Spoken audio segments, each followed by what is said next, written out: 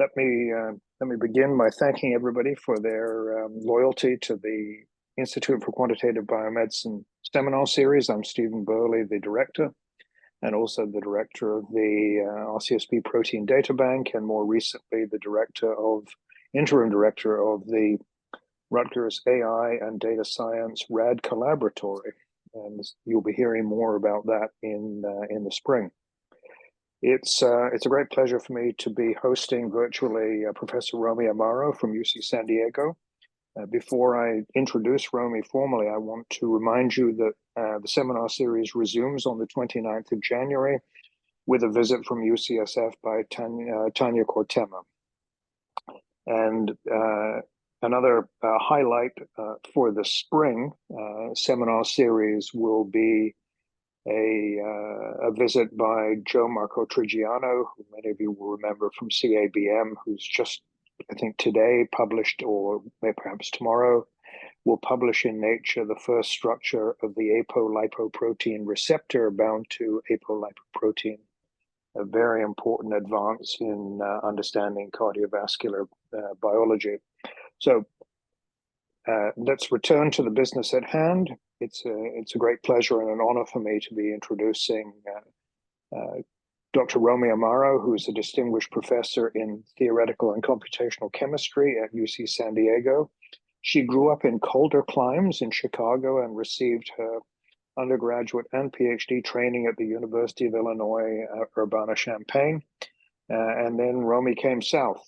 She was a postdoctoral fellow with Andy McCammon at UCSD, and then went a little bit further north but not so far, to UC Irvine, where she began her independent lab work, and then very quickly was moved back to UC San Diego. She's been the recipient of many awards and prizes, and I'll just mention, because it's important for today's lecture, the receipt of the 2020 ACM Gordon Bell Special Prize for COVID-19.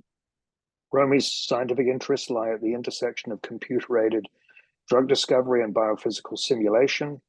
Her vision revolves around expanding the range and complexity of molecular constituents represented in atomic-level molecular dynamics simulations, and the development of novel multi-scale methods for elucidating their time-dependent dynamics. And today, Rommie is going to be talking to us about COVID-19 in a presentation entitled Multiscale Computational Microscopy for Drug and Immunogen Design. Thank you again, Rommie, and I'm going to go off mic and off camera. Thank you. Thanks for that nice introduction, and thanks to everyone for being flexible to host me on Zoom. I appreciate that. I'm happy to be here, even virtually, and to tell you about ongoing work in the group. So I just wanted to start by introducing one of my favorite things, which is the computational microscope. This is sort of the general methods that I'll be telling you about today, all center on using all atom molecular dynamics simulations, which I like to think of, and others like to think of this as a computational microscope.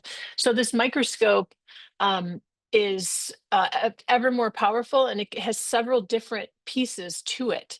The first is really the modeling, which relies extensively on high quality experimental data. So, nowadays, for example, structural biologists can resolve the structure of molecules and macromolecules at different scales of resolution, of course, including high resolution X-ray crystallography, single particle cryo-EM, and also cryo-electron tomography. We can use methods to basically develop integrative models, sort of hierarchical models, that allow us to build rather large molecular scale scenes, now spanning on the order of about a half a micron, which I'll get to towards the end. On top of the amazing structural data, we can also take data, importantly, from different types of mass spectrometry approaches, including glycomics and lipidomics. We can also, link to genomics and make different mutations of these systems once they're built. And so the modeling and the data that we use is a really key, the experimental data is a really key part of these simulation approaches. And then, so what we do is we sort of construct these systems that we really try very hard to replicate experimental detail as close as possible. And then we approximate that system down to its many atoms. And then basically we define this potential function here. And I promise it's the only equation that I think it's the only equation I have in my talk. And basically this potential function describes the interactions that each atom has with all the other atoms in the system. And then all that we're essentially doing is integrating Newton's equation of motion over time. And so we start with a particular atomic configuration that we sort of call T equals 0, our sort of initial configuration. We integrate a time step, and that time step is it's somewhere between 1 and 4 femtoseconds, so it's a very short biological time scale, but we repeat that integration millions and billions and trillions of times to build up a dynamical understanding of the sort of molecular piece parts. And then we carry out a lot of different types of analysis. And I think for for data science intensive folks, there's really a lot that can be done with the analysis. And for us nowadays, it's an equally challenging and lengthy part of the process, but one that can yield great dividends, when done correctly and, with proper statistics, et cetera. And then we do visualization. And I think one of the things I hope becomes clear today also is it's really how important even, not all of the parts of the microscope are very important. The system construction, the simulation, the analysis, but visualization also plays a really important part in being able to convey the findings to other scientists so that we can really move fields forward or, understand new biological phenomena. So these are the different parts of the methods that we use today. And ultimately what we want to do is to use these data-centric simulations to not only integrate these diverse data sets, but really extend and augment what we know from experiment to understand new biological and biochemical mechanisms. Right. And so ideally, in many cases, what I'll show you is that these simulations allow us to see what otherwise can't be seen with experiment. And I think that's we've really sort of become a powerful new framework for discovery. So one of the things that I personally love about this microscope is that it's multiscale. And biology is multiscale, and chemistry. So much of science is multiscale, right? I mean, you can't really answer any biological question really truly with just sort of one method or one technique, and to understand sort of emergent behavior and so forth, we really need tools that allow us to sort of span different time and life scales. And the computational microscope is very good at doing that. So we have a lot, so we can simulate a lot at the quantum regime. I'm not going to talk about the quantum elements in this talk. We do actually some work there, but I'm going to sort of skip over it in the interest of time. But you have the nanoscale regime, which takes us from picoseconds to microseconds and sometimes further, with length scales from angstroms to micrometers. And then we have the mesoscale. And then beyond the mesoscale, we have the macroscale. And so today I'm really going to focus on pretty much nanoscale and higher. So the first story I want to tell you about at the nanoscale involves the SARS-CoV-2 spike protein, which everyone is probably familiar with at this point. So this is the SARS-CoV-2 virus. As many of you, I'm sure, know, it basically looks like a golf ball with spikes sticking out of it. And it has different proteins embedded within the membrane, including the E protein and the M protein, that basically provide sort of structural support for the viral membrane. And then jutting out from the membrane are the so-called spike proteins. And so, the spike proteins get a lot of attention, rightfully so. They sit on the outside of the virus, and they're the first point of contact that the virus has with the host cell. So they play a really key role in infection. On top of that, there are also highly immunogenic molecules, which I'll touch on later. So they're part of, many of the vaccines that we have. And it's just important for understanding adaptive and innate immunity. So I mentioned, that the spike protein plays a key role in infection, and this is really the molecular binding infection event that ultimately needs to happen in order for the virus to infect the host cell.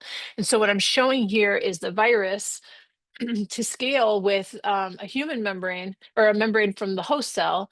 And that little protein at the bottom that's red and yellow is angiotensin converting enzyme 2 or ACE2. So that small interaction is really what needs to occur in order to precipitate infection.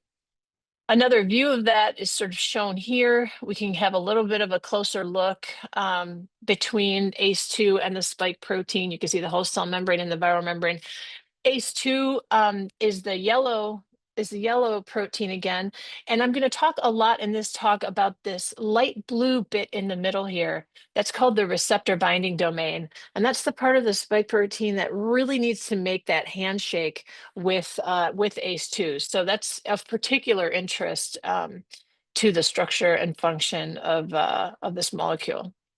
So, experimental structural biologists early on in the pandemic were able to give us this sort of beautiful structure of the SARS-CoV-2 ectodomain, the spike ectodomain, which is where a lot of the mechanism takes place, and it informed our understanding of the of the virus quite a bit.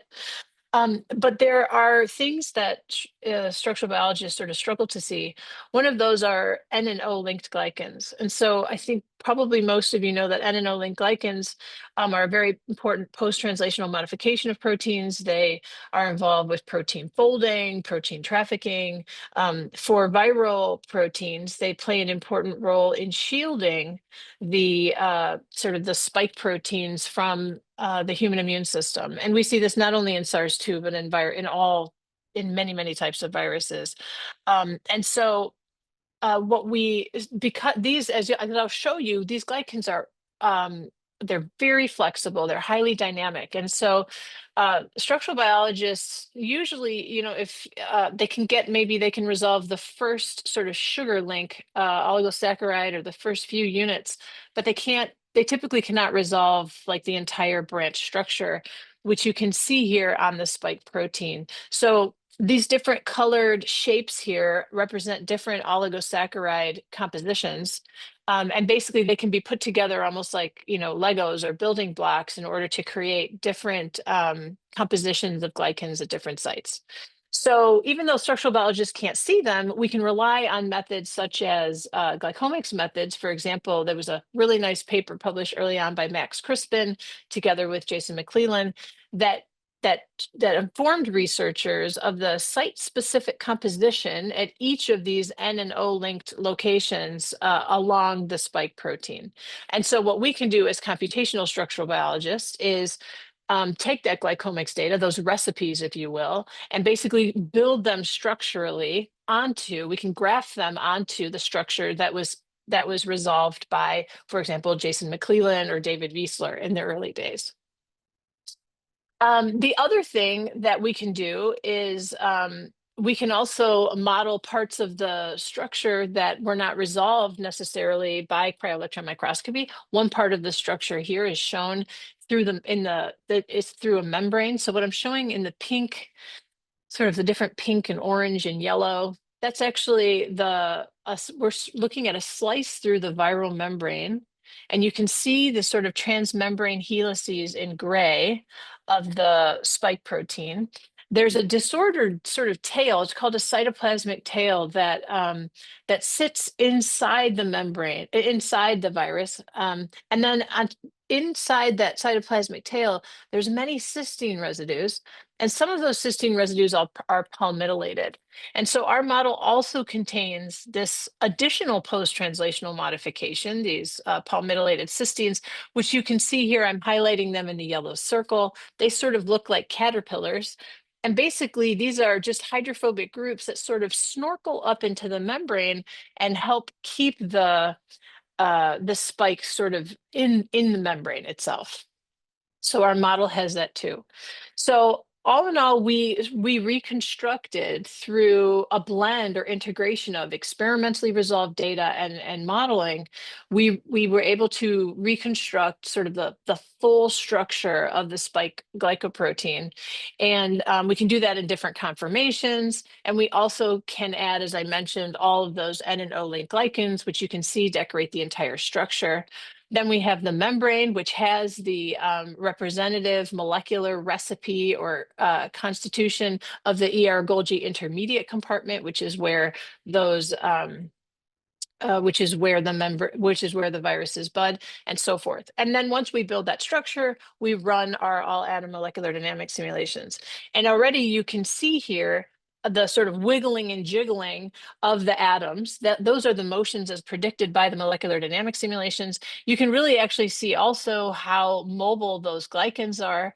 And the other thing I just want to mention is, I won't spend too much time on my soapbox, but it's the movement that you're seeing, the sort of wiggling and jiggling of atoms is really is one of the most valuable parts of the simulations that we get out, because there is maybe a tendency to look at these pictures and think, oh, it's a pretty picture, it's a nice video, but this is more than just a video game. It's not a video game. It's actually, these calculations, these simulations are done in accordance with the laws of statistical mechanics. And so what that means is that we can take time averaged microscopic data from these trajectories and actually relate them directly to experimentally testable macroscopic observables. Okay, so we can make direct connection to things that can be tested in a lab, like binding free energies, heat capacities, any number of things.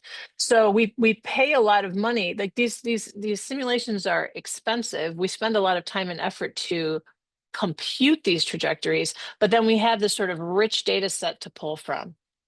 And so, okay, so what did we learn? For the spike protein, one of the things that we showed, and now for other proteins also, we can actually, the microscope can actually show us what the structure of the protein actually looks like. So on the left is essentially what the structural biologists see. They predominantly see the protein part of the spike protein, and the light blue bits.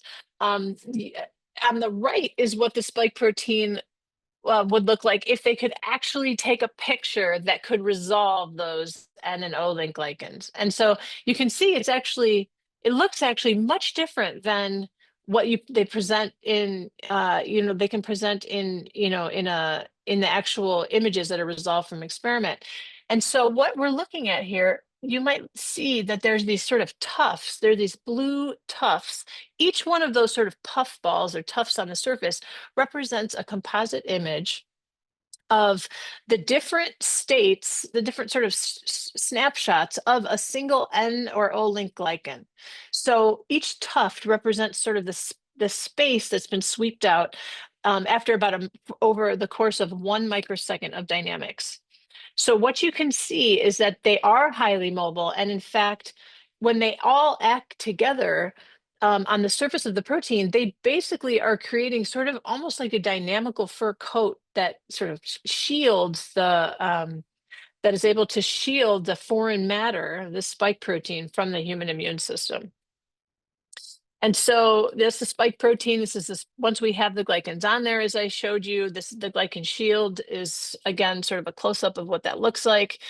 Again, from these simulations, we can then, because when we run these simulations, we get the atomic coordinates over time. We have a tremendous amount of data and we can analyze it in a bunch of different ways. One of the first things that folks were interested in was understanding what part of the glycoprotein was actually exposed. What part would be, for example, exposed for binding, but also of maybe the ACE2 receptor, which I'll tell you about, but also, what parts are exposed for potential antibody binding. And this is an important question, not only for SARS-2, but for hemagglutinin, which is the influenza glycoprotein, for the HIV envelope protein, for all of these, for Ebola, for all of these viruses. And in any case, so we can actually look at the solvent accessible surface area, and we can show, as I'm showing on the right for different probe radii, we can actually show how the solvent accessible surface area changes when the glycans are there. The other thing that we noticed right away was that there was one experimentally resolved structure early on, which was it had the RBD in the so-called up conformation. So the RBD, again, is that little blue blob at the very top of the spike protein. It was up. And they also had a model of what they called the RBD down conformation. And what we discovered was that this small movement of the receptor binding domain from the down to the up conformation exposes the RBD, this receptor binding domain, in a binding competent mode. So that light blue patch, which you can see at the top of at the very top of the spike protein looking down on it, is actually hidden underneath this glycan cloud until at some point it sort of undergoes this movement and then exposes itself. And it's just that tiny little patch on the very top of the receptor binding domain, which is called the receptor binding motif, that's all that's required for that initial infection event to take place. That's something I still think is just remarkable. You have this giant protein, it's just this tiny interaction that can do really so much damage. In any case, these class 1 viral fusion proteins, like for Lassa, for HIV, influenza, and SARS, they all have varying degrees of sort of coverage of their glycan coat. I don't have time to tell you about these, although we're studying all of them. And I will talk a little bit about influenza. But there's a lot of interesting things to be learned still from in the glycobiology domain. And we knew, that what we know from these studies is that, and from others, is that we can see very clearly how these glycans act as a shield for all of these fusion proteins. So one of the other things that became interesting, though, was, everybody knew that these glycans would be shielding. But as we sort of looked at the structure, as we were spinning the structure around and looking at it, one of the things we noticed was that there were two glycans, which I'm showing you here at position 165 and 234, which when we rebuilt the side chains into the cryo-EM structure that had the RBD and the up conformation, what we saw was that those glycan side chains actually filled up the void space that was created when the RBD moved into that up conformation. And so we thought this was really interesting because it seemed to suggest that these glycans were actually helping to structurally support that receptor binding domain in the up conformation, sort of like a kickstand on a bicycle. So we created in silico mutations, which it's very easy for us to make in silico mutations, much easier, I think, sometimes than doing it experimentally. But we created this double mutation where we mutated these asparagines to alanines and eradicated the glycans at these positions. And when we did that, we saw a destabilization in the receptor binding domain. It sort of collapsed. And so that led us to the hypothesis that these were structurally important. And so we then, and that if they were gone, that this molecule would have reduced interactions with the host cell receptor ACE2. So then we called up Jason McClellan, and they were interested in this finding and this hypothesis, and they agreed to experimentally test this hypothesis by mutating those positions and then running these bilayer interferometry experiments. And what they saw was that, in fact, these two glycans did sort of significantly contribute to the binding of ACE2 and to the stability of this protein in the up conformation. And so this work was published, I guess, in October of 2020. And I'll just say one of the things that was really neat about this was, and I didn't really fully appreciate it at the time, but it was that no one had ever seen before an example where these N-linked glycans would actually play a role in the infection mechanism itself, that they were actually helping to lock and load the spike for infection. And so this, not only was interesting for what we learned about the spike protein, but actually sort of opened up a whole new sort of potential role of glycans in biology, beyond shielding, that they actually can play a role in mechanism. So that was pretty neat. Okay, then, what I showed you there were just basically sort of what I like to call vanilla MD, or vanilla molecular dynamics, where where we're basically just, we have experimentally resolved snapshots in sort of the one up and the closed conformation. And we were just looking at sort of the baseline dynamics for a microsecond or so, around these experimentally resolved states. But what we would really like to do would be to explore the opening pathway in all atom or molecular detail, and understand rates of opening. And even more, with more imagination, you could imagine, could we actually simulate a virus infecting a cell and understand all of the details? So in our second study, we utilized a technique called weighted ensemble simulations, and that allows us to start from the closed conformation and actually simulate the opening, like you could see here. That's actually the RBD and the whole S1 sort of subunit beginning to open. We did that for the original strain that was circulating in 2020, as well as for the Delta variant. And that already showed us some differences in opening and opening propensities. And so here we actually use this method called, I just want to mention a little more strongly, called weighted ensemble, which is a really cool molecular dynamics and enhanced sampling technique that focuses the sampling of your system on a particular reaction coordinate, we call it, that you define. And so instead of focusing just sort of blindly sampling, we're actually sort of directing our sampling um, along a particular coordinate, and this allows for an enormous efficiency of speed up. So this opening here that you're seeing, this is actually on the biological timescale, experimentally happening on the order of seconds.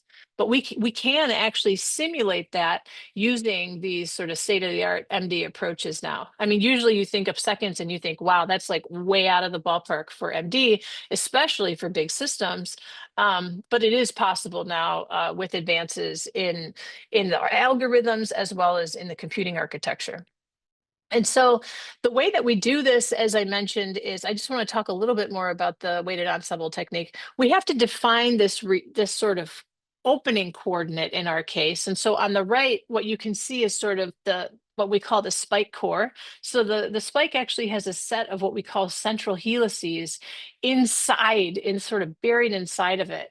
And then you can see at the top there that sort of pretty image going from pink to purple to light blue. That's representing sort of a central secondary structure element of the RBD. And so we're looking at the sort of two different metrics to define opening.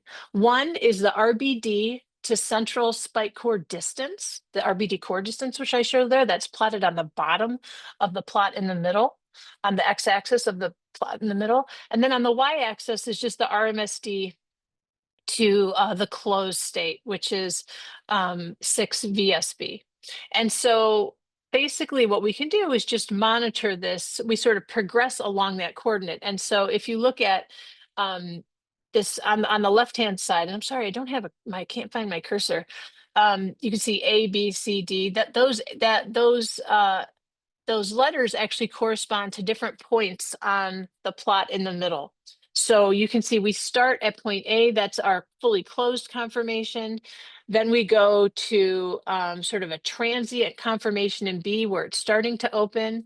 Then in C is actually what we call the up conformation. That's what was experimentally resolved. And then we go into these more open states, which is D and E. And so we can trace this opening motion. We did this for the original strain, or the one that was circulating in 2020. And one of the interesting things that we found was that there was yet another glycan at position 343, which I'm showing here in hot pink, which curiously, if you look at the sort of the normal vanilla MD simulations, if you look at the simulations of the closed state, that hot pink glycan is sort of sitting down at the side of the spike protein.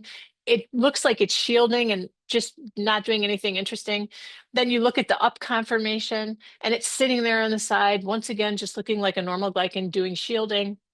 But when you do the work to understand the actual mechanism of opening, and you go from the closed to the open conformation, what you see is that pink lichen doing all sorts of interactions with the RBD and eventually kicking it out almost like a crowbar to help open. So we call this actually a glycan gate. And in fact, Jason and colleagues mutated that at that glycan at position 343. And we found that was even more important than the two structurally stabilizing glycans that we had seen previously. This one, if you get rid of it, actually the virus is no longer able to infect cells. So this is a really important glycan in the scheme of things for this protein. Then beyond that, what we did was, because I mean, one of the sort of painful parts of this virus has been sort of the unmitigated spread that we've had worldwide now for about 4 years. And of course, we've given this virus so many shots on goal. It continues to optimize its fitness, just like a champ, unfortunately for us. So, we get hit with these successive waves. And I think, soon the next one will be, I believe, the 10th wave of different variants, where we're more immunologically susceptible for various reasons. But in any case, what we see now from doing these sort of careful simulations across different variants, and now I'm showing the wild type variant, the Delta variant, and Omicron, where wild type is sort of the original circulating strain from 2020. What we see is that these spike proteins, as part of their fitness optimization, are actually evolving their opening pathways. They're becoming faster to open in many cases and more directed in their opening. And I try to show you that here, although it's a little bit hard to see. So they take different pathways, but then they also do open faster. And so on the bottom here in B, this is maybe a little bit difficult to I'm going to change this to a table, but basically we're looking at the transition times, which is how long it takes to go from the closed to open transition. So how long it takes. And what you can see is that the distribution of times to the up, open, and super open states, as we've sampled in all these different variants, it's the slowest for wild type.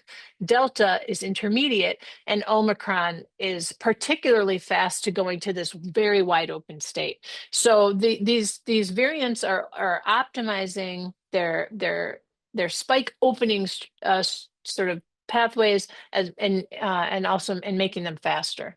Okay. So I want to touch a little bit. I want to stay a little bit longer than nanoscale and tell you a story about Immunogen design.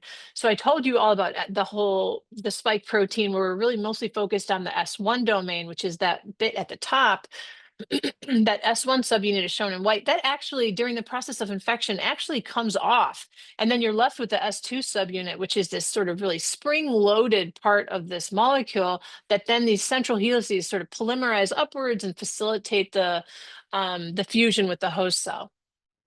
So one of the interesting things about S2 is that people have long considered it as a possibility for a broadly neutralizing immunogen. Okay, so a pan-COVID vaccine antigen. And that's because whereas the S1 component of the spike protein with the RBD and all of that undergoes enormous mutation and is also not so conserved across the beta coronaviruses, the inner part of the spike protein, the so-called S2 subunit, is highly conserved across the beta coronavirus family, as well as across the VOCs. So it has long been thought to be a possible immunogen. It also has epitopes that are shown here in orange and yellow. In orange and yellow, there's a few different epitopes. There's the stem helix, the fusion peptide, and the hinge region at the trimer apex. A key issue, though, has been that when the S1 domain is gone, I mean, the S1 domain really serves almost like a cap. And once that's gone, again, this inner part of the spike protein is highly unstable. And it needs to be, because it's as part of its just normal function, it has to go and undergo an enormous conformational change into the intermediate and post-fusion states. But so a challenge has been that it has been very unstable. Those of you, who are in the field will be aware, of course, that many labs, several labs have been working to create more stable constructs for experimental uh, aspects of studying this, so they express better and they're more stable. Um, but even the most stable version known, this S2 hexapro, which has 6 different proline mutations to stabilize it, even that actually, the S2, once you take away S1, the S2 sort of splays open and is very unstable. And for example, they were not able to get a cryo-EM structure. So what we wanted to do is see if we could use simulation to come up with some ideas to stabilize S2. And so what we did was, our thinking was that if we could understand how the S2 actually opened, we could then make strategic manipulations to the sequence in order to slow that down or to stop the opening. And so we again went to weighted ensemble simulations, which allowed us to look at the opening of this of the S2. And so you can see how it sort of splays open. I'll let that run again. So it starts to open, unpeel, and then eventually just sort of falls apart. So we can then look at, we can actually look at the different interactions that are happening as this S2 is opening. And so this is actually walking sort of very nicely, I think, through what this weighted ensemble simulation actually gives us in terms of trying to understand these plots that we use to show the coordinate differences. In any case, what we saw was that the S2 actually opens from sort of the top down. It sort of unzips, and it does that sort of asymmetrically. But if you look at the core of the protein, where the central helices all come together, it almost looks like a ladder with rungs. And I'm trying to convey that in this middle panel. You can see how you have rings of residues that make each rung on the sort of ladder, if you will. And there were 2 rungs in particular where we saw there was basically almost no interaction at all, at position 991, which is at the very top. And then in this next, 1 or 2 rungs down in this, there's a ring of threonines at position 998. And there was really very little interaction there. So we thought to make strategic tryptophan substitutions in both of these layers. And this is what it looked like initially. I'll show another picture here. So we tried actually a few different types of, computationally, we tried a few different types of substitutions, but what we saw with tryptophan was a really terrific stabilization in the structure. And it's not just that we're creating that these substitutions create just like a few more interactions. But when you look at the structure and at the dynamics, what you see is that introducing those substitutions in the core of the S2 actually creates like a layered network of interactions that really that creates stabilization. And so we suggested this essentially just this design. And then Jason and coworkers, expressed that design. And what they saw was that it was the most thermally stable version they had made. They were able to get the high resolution cryo-EM structure. And and what we saw was that it has some propensity to be potentially an immunogen, which is good, which was really the goal of the study. And now that's sort of going on further in other studies where they're putting it onto these ferritin scaffolds for nanoparticle design. In any case, so that was, I think, a nice example of how you can use simulation for protein design, and where you're not just making like hundreds of different mutations, but we literally suggested just those 2. And in some sense we got lucky, but that was all they had. That was the limit of the experiment that they needed to carry out, which I think which which is good because a lot of times, you can have these protein design strategies, but you do end up running quite a bit of experiment, and many of them fail. So I think, with these simulation approaches, the way I like to look at it is that yes, it is a lot of work to simulate the system up front, but it's a very rich exercise, and you really you learn a lot about the system. And if you care about mechanism, which I understand, not everybody does, but if you do care about mechanism, you get that out at the same time. So I think it's very useful. Okay, so now switching gears a little bit, what we're really interested to do is sort of push the limits of the sort of the range of applicability of molecular simulation in structural biology. And so we've been working for years to simulate ever more complex and larger systems. So now I'm going to tell you a little bit about what we're doing at the mesoscale. We have developed these models of influenza. So now you're looking at influenza virus. This is the H1N1 2009 and 2015 strains. We created using sort of similar integrative biology methods where we're mixing higher resolution X-ray crystallography and cryo-EM with tomography data sets and glycomics. We can construct also, any number of these viruses. This is influenza with glycans, et cetera. And so we built this system fully solvated, has about 160 million atoms, and we ran it for about a microsecond. And then we started to analyze the system. So what you're going to see first, one of the interesting things we found in these simulations was, so this blue molecule here is called hemagglutinin. That's one of the that's one of two glycoproteins on the surface of influenza. And as you see the dynamics here, now we're looking at the dynamics of this molecule, in the crowded environment of the virus. And if you look closely, you can see how the blue molecule is interacting with its neighbors, but also it kind of starts to splay open a little bit. I'm going to show you this again. This is now just focusing on one hemagglutinin from the side and the top. And what you can see again is this sort of splaying open of this trimer. And I'll let that movie play. You can see varying degrees of it, but it can actually go to quite a wide open conformation. So looking at this, so now we're looking at, again, we're looking at the opening by looking at the head core distance in terms of angstrom of the receptor binding domain, but for hemagglutinin.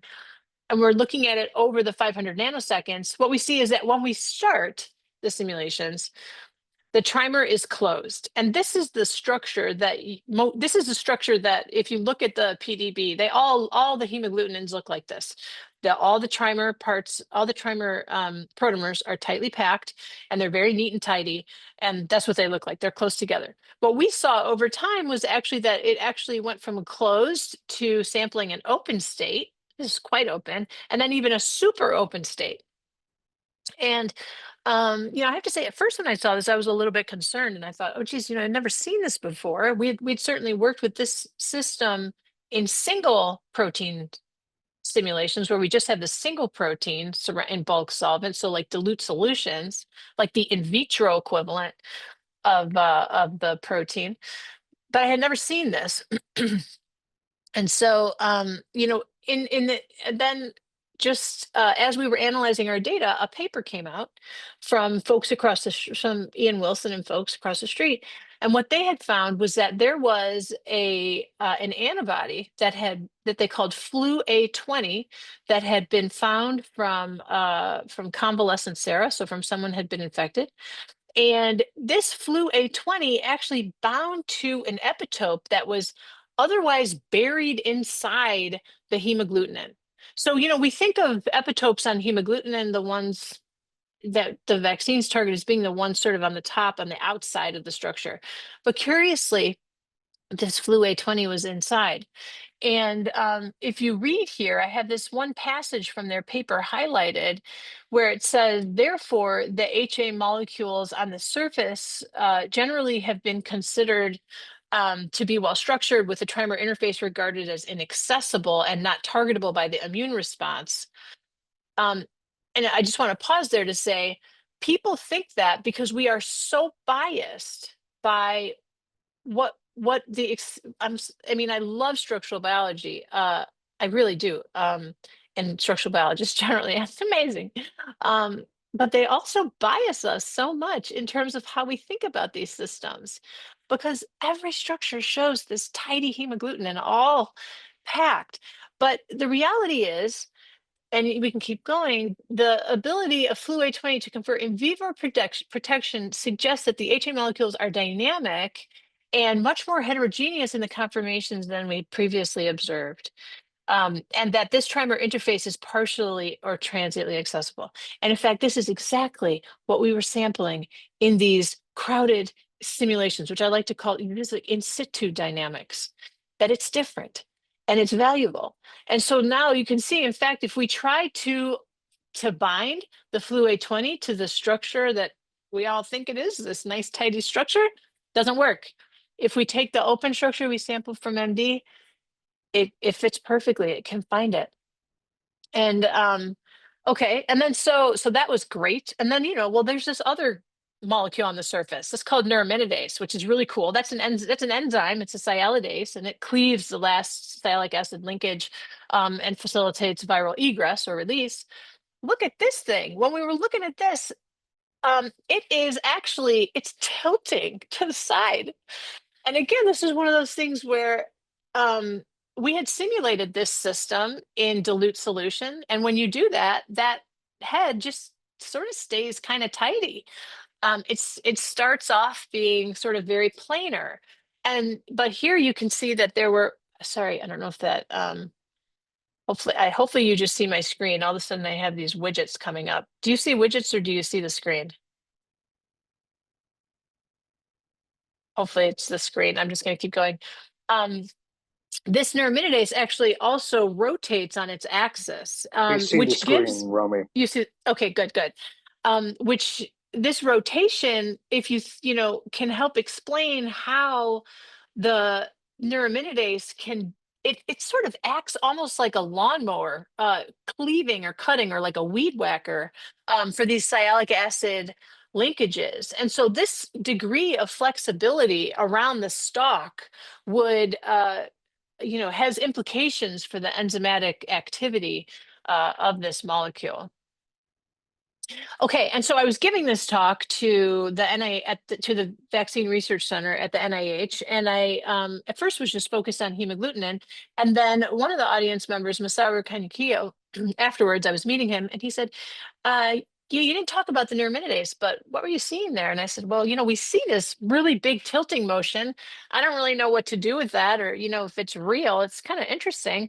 And he said, well, I was really happy to see that because we have yet another antibody from convalescent Sarah that they had been calling the dark side antibody, that it turns out binds to an epitope that is under the NA head and also somewhat hidden from accessibility. And he said, we were always wondering how it could get access, but if it tilts like that, that could explain it. And so this was sort of another validation of the structure that we sampled in these in situ large scale simulations, that in fact, and this is just a graphical rendering of how the antibody could access this epitope that becomes exposed when the neuraminidase has this large scale tilt.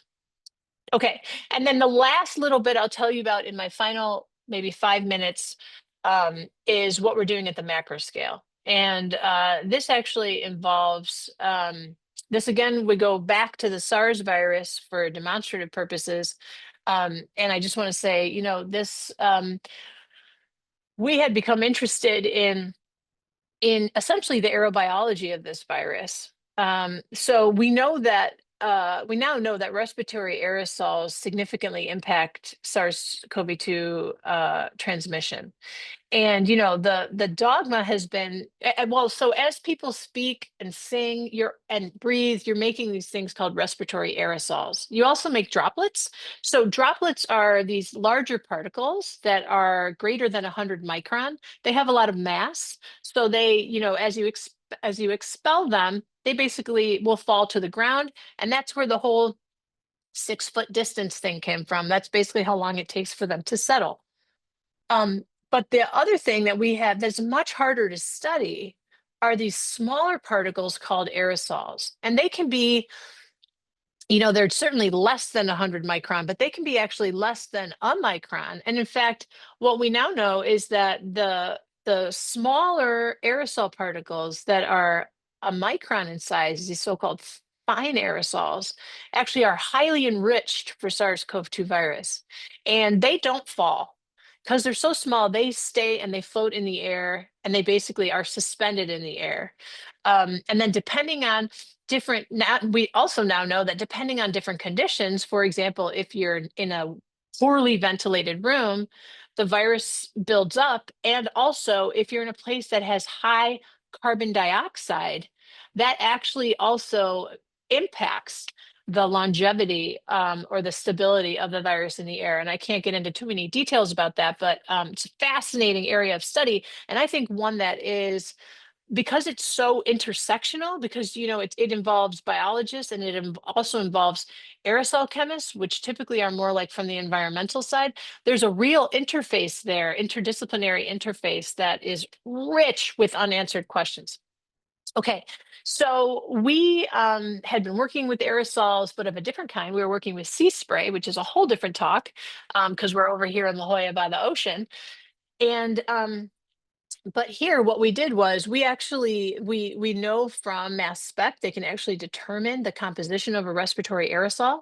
And so we had actually constructed already not only the spike protein, but these whole SARS-CoV-2 viruses. And so we put it inside a respiratory aerosol. This was getting to the order of a half micron in size. And it has the constituents of essentially our lung surfactant. So it has human serum albumin, lipids like DPPC and DPPG. It has mucins, cholesterol, and all these different ions. The mucins are particularly interesting. Mucins are like a whole other class of proteins that, they have this protein backbone, as I'm showing here. They're very long. And then they're decorated with O-glycans, and they have amazing, interesting sort of physiochemical properties. We just had a study that was published a couple of months ago where we sort of present these sort of first-in-class simulations of mucins, which if you're interested in, you can take deeper dive into the details. But our simulations are actually, they have, again, sort of decent agreement with different experimental metrics, including these really nice STM images that were taken by colleagues. So what we did was, as I mentioned, we build up all of these different components of the virus, and then we have all of the different components of the lung surfactant, and we create this aerosol. And this aerosol now has about 1 billion atoms. It also it has 1 billion atoms that's sort of in a vacuum, so that it's because it's replicating what it would be in the air, and it's nearing a half micron in size. And so now you have these simulations that are really complex, and you can again see the time-dependent detailed dynamics of all the different components. And this is showing just one view where we've actually stripped out a lot of the complexity, but this is the spike protein. The green guys are albumin, the red guys are mucins, and those yellow balls floating around are calcium ions. And so we're exploring a lot of different elements of this, of the properties of the virus in the aerosol. And also the morphology of the aerosol. So like what goes to the surface. And so one of the questions that we're interested in is, why are some viruses more aerostable than others? We don't know why. And what happened, we have some studies, there are people who have studied what are the effects of, for example, humidity on stability and infectivity. And now also carbon dioxide concentration. But we don't have any idea of the molecular mechanism. And it's very, very hard, if not impossible, to study the structures of these things with experiment at this point. So the computational microscope gives us a view into these systems that otherwise are really completely, in some sense, from a structural level or perspective, intractable with experimental technique. So one of our hypotheses, or that we're looking at, is sort of the effect of mucins in these aerosols, and how and I'll just mention, that we think that these mucins are basically forming sort of a protective shell around the virus. They actually, because of the calcium and how it chelates or coordinates to the charged groups on the mucins and on the glycans of the spike protein, that it basically changes the phase. It sort of turns the aerosol into almost something like a gel. And that's, can be studied in different sort of with different methods. But in any case, one of the things that we also noticed was that as the virus has evolving, it's sort of potentially becoming more aerostable because it's actually changing, it's remapping its electrostatic surface to potentially become more resilient in the air. These remapping, I will say also, the remapping of the electrostatics of the variants. So it's become, so if you look at in this panel here with the spike proteins, if you look at the total formal charge of this spike of the circulating strain in 2020, it was a -11 formal charge. By the time Delta came, it was +4, and Omicron was +10. So it's definitely becoming very strongly more electropositive. And this, it's not only, it's also kind of remapping the electrostatic surface. And this actually also drives, it makes faster the association of the virus to the host cell surface. Certainly that's also probably something playing a role in infection. Okay, with that, hopefully I have like a couple minutes for questions. I see it's 12:57 for you all. There's so many people to thank here. I think one of the interesting things, the silver linings, I guess, of SARS-CoV-2 and the pandemic was how everybody just sort of uh, dropped the baggage of academia, all of the different bags that we carry, and sort of our sort of standard way of behaving, and really sort of became much more focused on solving a problem. And, when you do that, really so much can be done. And so there's tons of people to thank, a lot of folks with different resources. In our first wave of projects, there were about 25 collaborators. Then for the aerosol, that expanded to about 50. And then we have this is the thank you slide for the S2 design and also our hemagglutinin folks. So with that, I'll just sort of leave it on this. Hopefully I have a couple minutes for questions. I don't know if we have any. Oh, and now I see the cursor, which is great.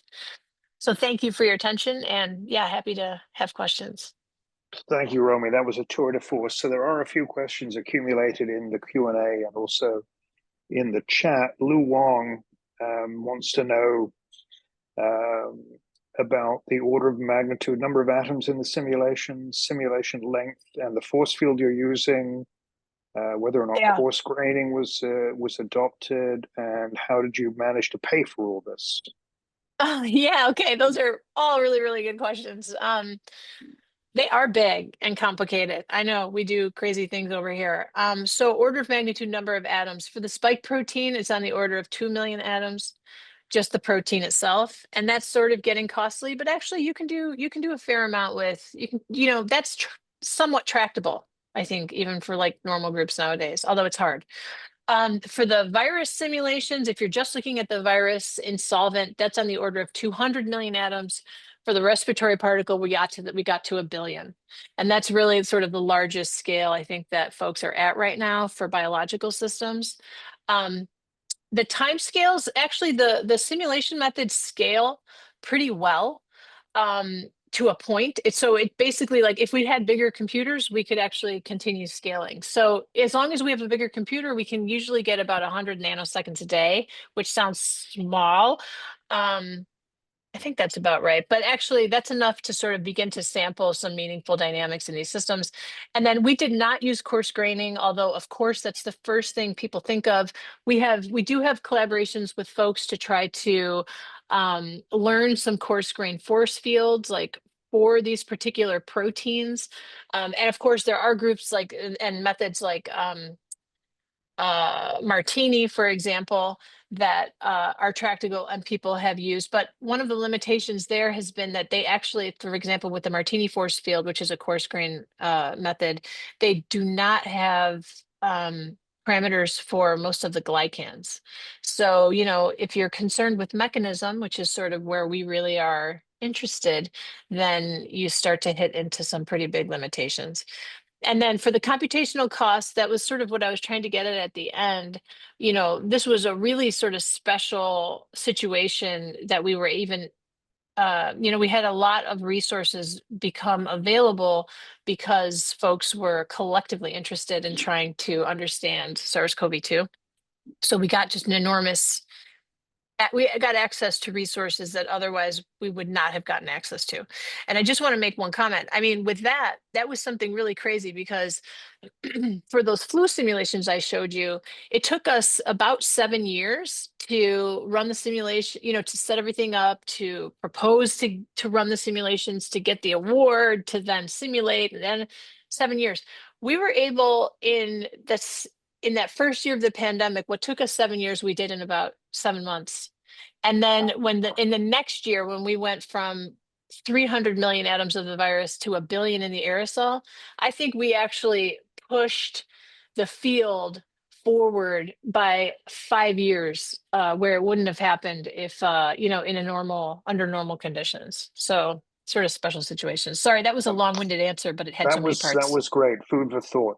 There are other questions from Miranda, from Bruno, I see from this. Shishir, and Ben in the talk in the chat, and I would urge you to email those questions to Rommie. I want to exercise the chairman's prerogative and ask the last question, which is: did you do a simulation with the double proline substitution that changes the immunogenicity of SARS-CoV-1 and SARS-CoV and MERS-CoV spike proteins? Yes, so we have done simulations. Yes, we have. So we've done simulations where we mutate it to the proline, and what that really does is it does change sort of the dynamical landscape of the protein, as you probably know, making them more stable. But then the immunogenicity part is now the sort of biasing of the landscape to the 1-up conformation, which exposes that immunogenic part of the molecule. Yeah, we do have that. Otherwise it would have been shielded. Yeah. So have you published that work? Yes, I think it eventually became part of the supporting information for the S2 Immunogen design work. Okay, I will look there. Thank you. Yeah, sure. Yeah. Great. Okay, well, I'm afraid we need to be respectful of everybody's time, including Rommie's, and draw this to a close. I want to thank Rommie once again for a spectacular presentation, and thank everybody for joining online. There were north of 70 people at peak participation. Yeah, that was really nice. Thank you so much. And don't forget, January 29th, Tanya Cortema, in person in room 120 of the proteomics building, home of the Institute for Quantitative Biomedicine. Thank you again, Rommie. It was great to see you.